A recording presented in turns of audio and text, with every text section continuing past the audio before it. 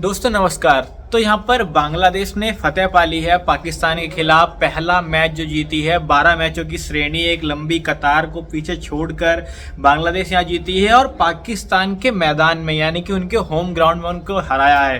हालांकि सवाल और जवाब के घेरे में तो ये रहा कि पाकिस्तान से चूक कहाँ हुई, क्योंकि इब्रार को ना खिलाना एक वो चूक थी, क्योंकि दूसरे दिन के खेल में दूसरी पारी में जिस तरह से साकिब अल हसन ने विकेट चटकाई तो वहां से गेम बदला या इब्रार को ना खिलाना वो अलग मुद्दा है। लेकिन जब नसीम शाह से पूछा गया कि जिम्मेदार कौन, तो नसीम शाह ने कहा कि जी मैदान, यानी कि नसीम शाह ने यहाँ पर मैदान को जिम्मेदार ठहराया है। मैदान की गलती निकाली है कि पाकिस्तान का मैनेजमेंट वैसा ग्राउंड नहीं ला पाया, वैसी पिच नहीं बना पाया बॉलर फ्रेंडली जहां पे विकेटें छिटका पाए।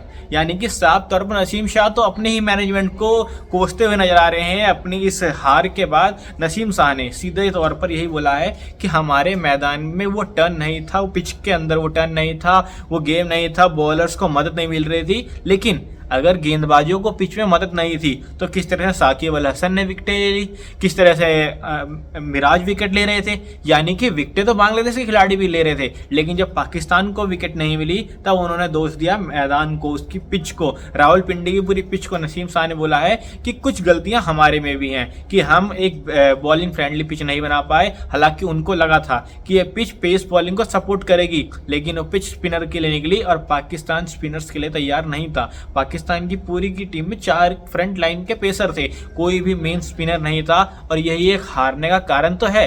लेकिन यहाँ पर पाकिस्तान के खिलाड़ी हैं वो जिम्मेदारी पूरी की पूरा जिम्मा ठोक दे रहे हैं, मैदान पर पिच की कमी बता रहे हैं। और बांग्लादेश की बात करें तो क्या ही पारी खेली है बांग्लादेश ने। यहाँ पर फर्स्ट एवर विन है। उनके कप्तान ने इतिहास के पन्नों को खंगोल के एक नया इतिहास लिखा है, जहां 12 मैचों से अभी तक पाकिस्तान अनडिफीटेड था, लेकिन यहाँ पर बांग्लादेश ने पलटवार किया, उनके ही मैदान में रावलपिंडी में उनको हराया और यहाँ पर एक नया इतिहास जुटाया। अब अगला मैच जब 30 तारीख को शुरू होएगा तो वहां पर बांग्लादेश अपने अलग ही कॉन्फिडेंस को लेकर उतरेगी, लेकिन बांग्लादेश को वो गलती नहीं करनी जो पाकिस्तान ने ओवर कॉन्फिडेंस में करी। क्योंकि पाकिस्तान को जो ओवर कॉन्फिडेंस था, जो 448 रनों पर उनका पारी डिक्लेयर करने का फैसला था, वही फैसला कहीं ना कहीं पाकिस्तान के हार की वजह बना है। क्योंकि जिस हिसाब से रिजवान बल्लेबाजी कर रहे थे वो 200 रन बना सकते थे, 200 की जगह वो 13 शतक भी लगा सकते थे, लेकिन वहां पर उनकी पारी को पूरी तरह से डिक्लेयर किया गया। और जब पाकिस्तान को न्योता दिया गया तो वहां पर मुशफिकुर रहीम तैयार थे अपने बल्ले को लेकर और क्या लाजवाब पारी खेली। पाकिस्तान का स्कोर 550 करीब ले गए और अगले ही जब पाकिस्तान दोबारा से बैटिंग करने आई तो उनको धराशाही कर दिया गया और बाद में मात्र 30 रन का स्कोर बचा बांग्लादेश के सामने और बांग्लादेश ने उस 30 रन को 10 ओवरों में ही, हालांकि 8 ओवरों में ही पूरा 30 रन मुकम्मल कर लिए और अपनी जीत दर्ज करी। लेकिन इसके बाद जब बात आती है टीम मैनेजमेंट की, टीम अपनी गलतियों सीखती है, तो यहाँ पर नसीम शाह कहते नजर आए हैं मीडिया रिपोर्ट्स में कि मैदान की गलती थी, हम उस तरह की पिच नहीं बना पाए, हमारी पिच बॉलिंग फ्रेंडली नहीं थी। हालांकि उन्होंने स्पिन का जिक्र किया कि हम पेस फ्रेंडली पिच बनाने वाले थे, लेकिन वो स्पिन फ्रेंडली पिच बनकर उभरी और इब्रार की कमी कहीं ना कहीं उनको यहाँ पर खली।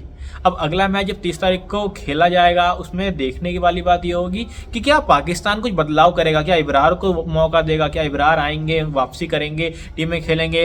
बाबर आजम के साथ जो फॉर्म के साथ एक लोचा है, चल नहीं रहे हैं। पहली पारी में तो 0 पे आउट हो गए थे, दूसरी पारी में मात्र 22 रन का स्कोर खड़ा कर पाए। तो काफ़ी सवाल या जवाब तो उधर भी है।